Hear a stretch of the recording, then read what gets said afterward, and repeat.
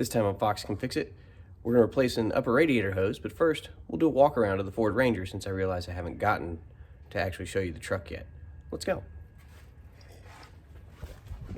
Okay, what we have is a 1985 Ford Ranger I got, probably 2 months ago.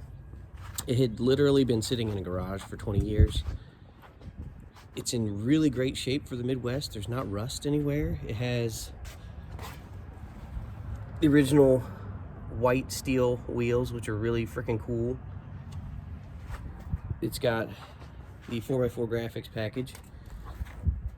There we go. We'll get a wide shot of it. And it is the 7-foot bed, not the standard 6-foot bed. So it was a special order, probably. And let's take a look inside. It has the big towing mirrors, which you're not going to tow a lot with this, but those are the bigger mirrors. Interior is in great shape. The headliner still solid. Door panels are not all dry rotted. The dash is in good shape. The seat is decent. It's not terrible. It's the original vinyl floor. It's not carpet, so that's nice. Easy cleanup. Big downside is it is an automatic, which is not great. I would rather have the 5-speed, but you know, beggars can't be choosers. The truck is still in great shape. It does have some rough spots on it. Back here, this has definitely been dented and pulled before or hammered out from the backside. There is another dent right here underneath this tail light from backing into something. You can see it right here.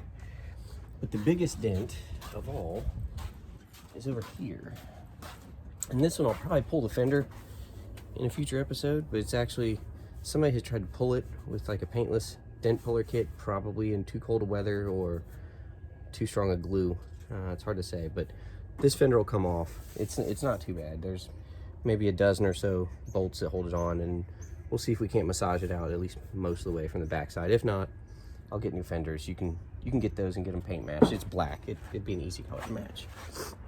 But today what we're going to do is, whoever did this engine and put it back in, they put a universal radiator hose on it right here. I hate these. This one does have a spring inside so it won't collapse, but they're just not the way to go. What you really need to do is get the actual curved hose that fits this car, which I have picked up. So that's what we're going to do today. Not too bad a job. It's a little cold outside, but we'll be able to get it done. So let's fix it. Okay, I went and got all the parts out of the garage. Let me show you what I'm talking about here with the hose. This is the universal.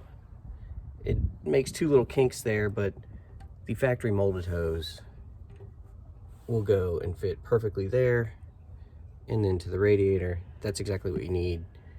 It'll be nice and firm. It's a molded hose. It's not going to get bent out of shape. It's not going to get kinked. There's nothing really wrong with this one, so what we're going to do is we're not going to cut it. We'll save it and keep it as a spare, just in case. The other thing, antifreeze, you can buy 50/50. I like to buy full strength. It's $1 more to buy full strength, and really you have 2 gallons instead of 1. So if you buy the 50/50 for, say, 10 bucks, or you can pay 11 bucks for this, you're getting 2 gallons for 11 bucks, or you're getting a gallon for 10 bucks. Always buy the full strength, mix it yourself. New hose clamps. Always use new hose clamps. These don't look to be in too bad a shape. A little bit of corrosion, not terrible. So we'll save those as well. All right, let's get to it. All we need to do really, antifreeze, you should make sure that it's drained down.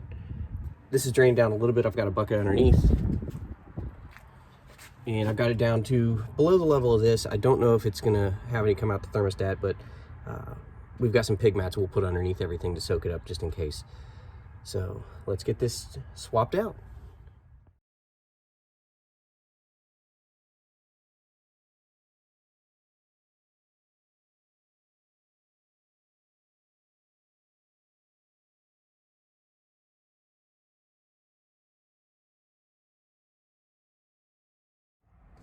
Okay, I've got the hoses on. If you noticed, I had to adjust them a little bit.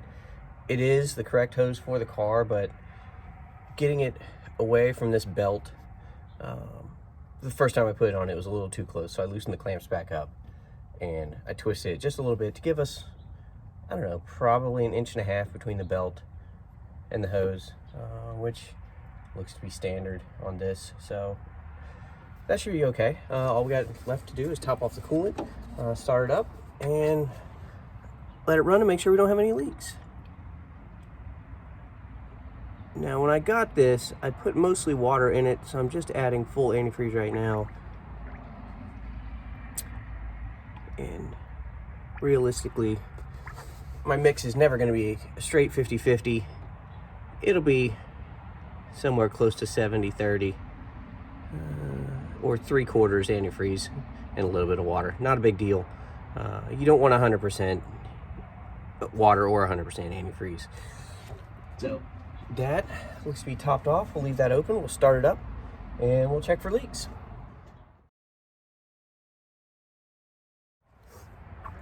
That's it for this time. We've got our new hose on there. There's no leaks.